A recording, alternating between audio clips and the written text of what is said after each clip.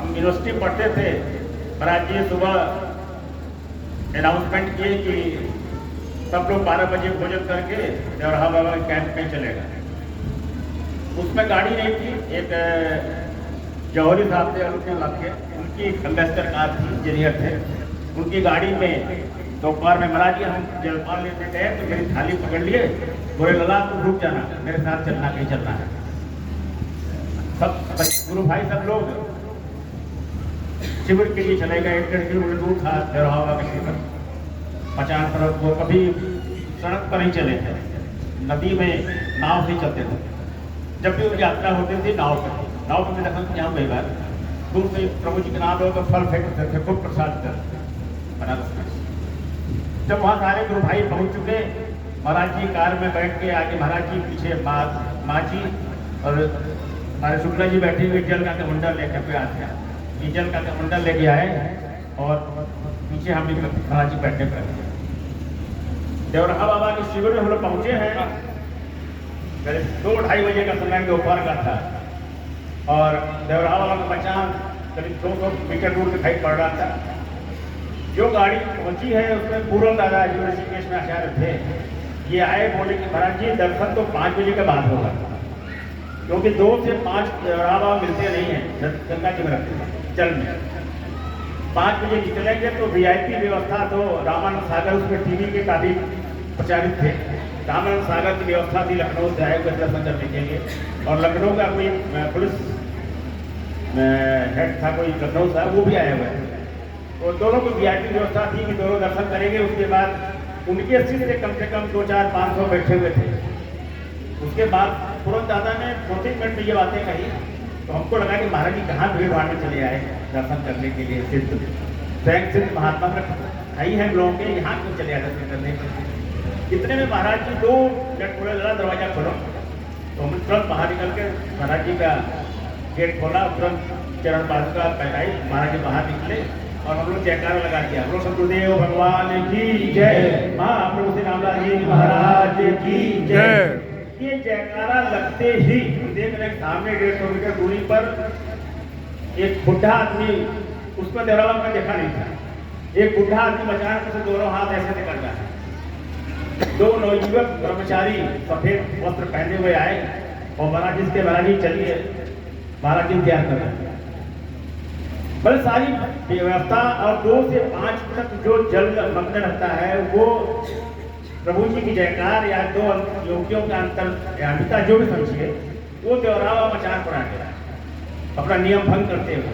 क्यों? गुरुदेव कौन आगे, उसके बाद 2 नवयुवक कर्मचारी आगे आगे, हम लोग पीछे पीछे, पूरा ग्रुप बना के हमारे कंधे पर हाथ रखे और एक हाथ में छड़ी लिए, गुरुदेव जय जय, सतगुरु जय जय, अखंड ज्योति प्रभु रामलाल जय जय, ये ध्वनि करते हुए हम लोग देवराहा बाबा के मचान तक पहुँचे हैं।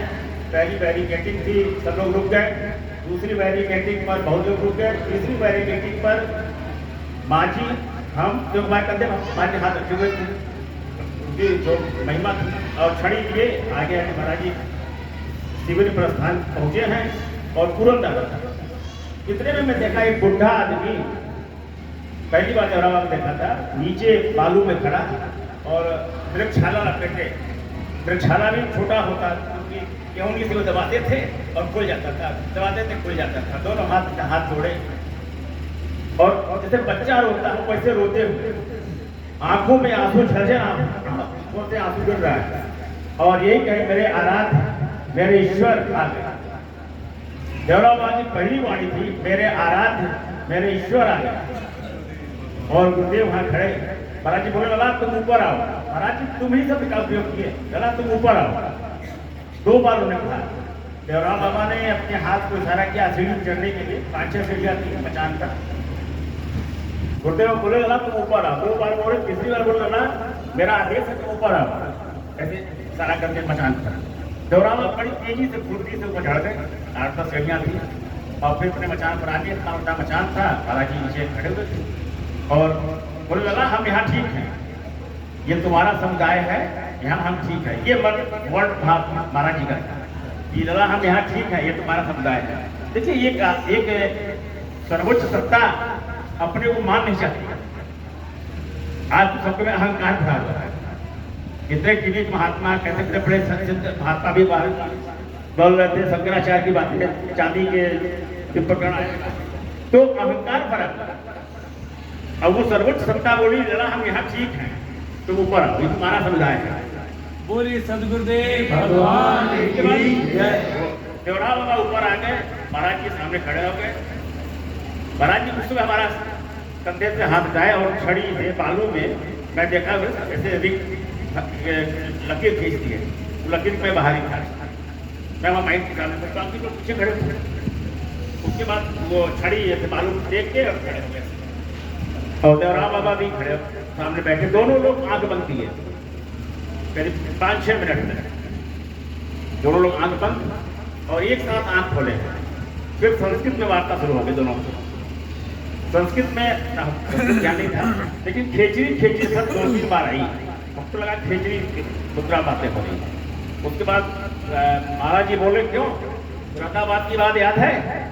तो देवरा बाबा बोलो, दोनों हाथ उठा के बोल रहे हैं महाराज जी वो बात भूलने वाली है, मेरे जीवन का सौभाग्य था। देवरा बाबा को खेचरी सिद्धि मुरादाबाद के जंगल में ही प्रभु जी कृपा से गुरुदेव जी दिए।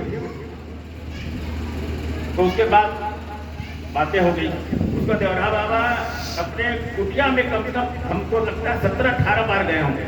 दौड़ते हुए जाते थे और कुछ लेके आते थे। मतलब भाव देखिए कि कैसे क्या सत्कार करूं। कभी ड्राई फ्रूट है, कभी अंगूर है, कभी पपीता है, कभी केला, किस में लेके आ रहे हैं। हमको लगा वो तो वो खट्टा नींबू नहीं होता है बड़ा बड़ा गागर, वो हाँ जी स्टील